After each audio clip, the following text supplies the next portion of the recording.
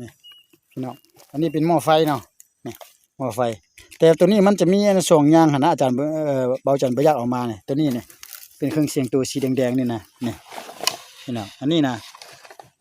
แล้วก็มีกับส่งแล้วก็มีเขียดส่งตัวชื่อดอกพี่น้องไปแล้วก็ไปโตอยู่หมายอยู่ในนี่คันว่าบ่เข้าแล้วก็ที่ว่าจะไปอยู่พุ่นนี่ข้ามทุ่งนาตัวนี้ข้ามนาไฮตัวนี้เข้าไปอยู่ในพุ่นเดี๋ยวนี้จะไปตัวนี้ก่อน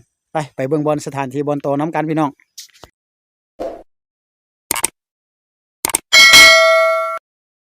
ครับทักทายสบายดีตอนแรงพี่น้องที่เข้ามาที่ตามฮับเบิงฮับชมพี่น้องอาจารย์พาออกมาหาอยู่หากินอยู่สถานที่บอลเก่าเมื่อวานมาเลยพี่น้องเมื่อวานมาบ่ได้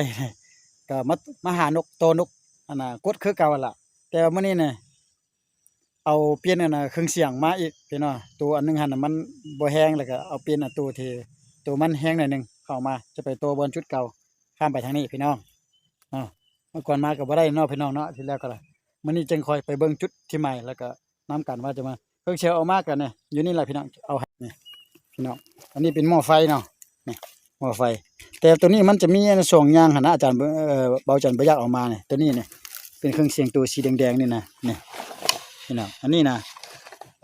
แล้วก็มีกับส่งแล้วก็มีเขียดส่งตัวชื่อดอกพี่น้องไปแล้วก็ไปโตอยู่หมายอยู่ในนี่คันว่าบ่เข้าแล้วก็ที่ว่าจะไปอยู่พุ่นนี่ข้ามทุ่งนาตัวนี้ข้ามนาไฮตัวนี้เข้าไปอยู่ในพุ่น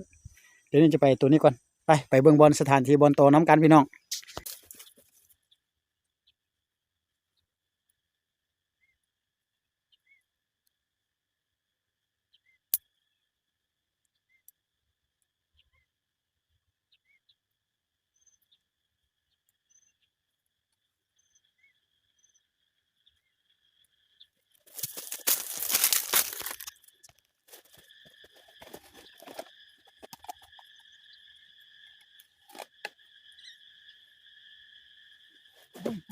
อุ้ยโอ้ยเช็ดออกแล้วพี่น้อง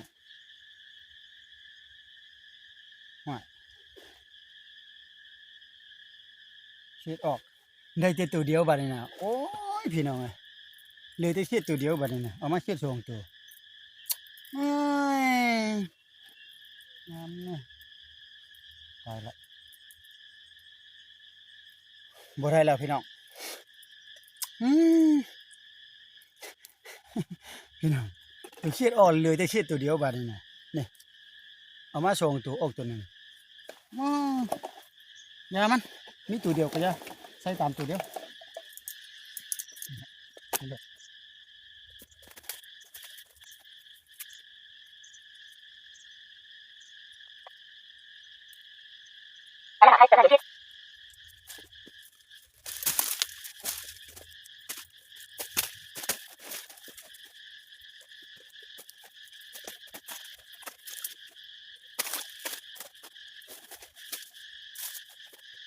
โอ้พี่น้องจุดนี้ก็จุดที่สองแล้วพี่น้องยังบ่มาอีกยังบ่เข้าอีกโอ้ยจังได๋ว่าจุดที่หนึ่งก็บ่เข้าจุดที่หนึ่งหั่นแต่ว่าลันแต่ว่าเบาจันบ่ได้ถ่ายเบิ่งเด้อแต่ก็มันลันเป่าบ่หรือว่าเฮ็ดดีดบ่หรือว่านกมาซับก็บ่ฮู้แต่ว่าเบาจันบ่ได้ตั้งกล้องดอกก็ลันแต่ว่ามาจุดนี้จุดสองนี่ทางนี้เมื่อวานเบาจันมาทางพุ่นน่ะห้องหลายแต่มื้อนี้ได้เสียงนกกดมิดจิลีเราจะไปอีกหมายหนึงก่อนพี่น้องไป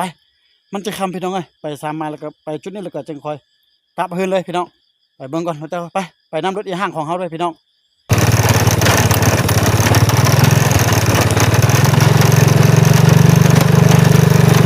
ดีจักหน่อยตรงปังไปยาก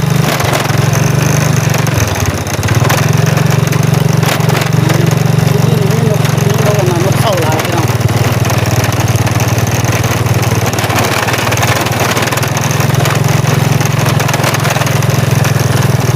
ที่ตัวอยู่ที่นี่พี่น้องเข้าเดี๋ยวจะไปที่นั่นก่อนไปบ้านก่อน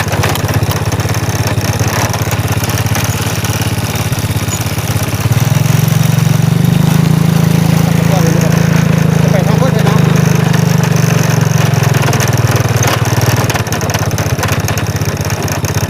ไปจุดนั้นเลยพี่น้องเข้าไปทางนั้นพี่น้องเข้าไปจุดนั้นแล้วก็ออกมาพี่น้องไปเขาจะเลี้ยงนกพี่น้องเลยโอ้มีจุดที่สาวฟ้าก็จะคำแล้วเขาจะไปทางพุ่นด้วยบ้านนี้นะ ไปเบิ่งบอลหันก่อนพี่น้องขออนุญาตเข้าไปก่อน